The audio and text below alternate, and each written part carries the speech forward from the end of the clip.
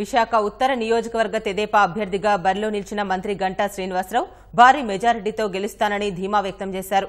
కార్యకర్తలతో కలిసి భారీ ర్యాలీగా తహసీల్దార్ కార్యాలయానికి వెళ్లి నామినేషన్ సమర్పించారు.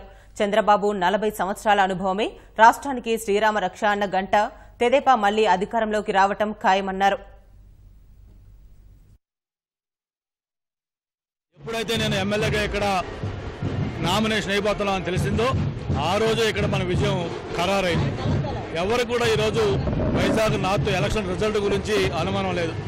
అందరూ టెన్షన్ కూడా ఎంత మెజార్టీ రాబోతా ఉంది, గత మెజార్టీ రికార్డులు మళ్ళీ తిరగరాస్తారా లేదా అని ఆ వైపు చూస్తున్నారు తప్ప ఇక్కడ ఎటువంటి వేరే రెండు ఆలోచన లేదు.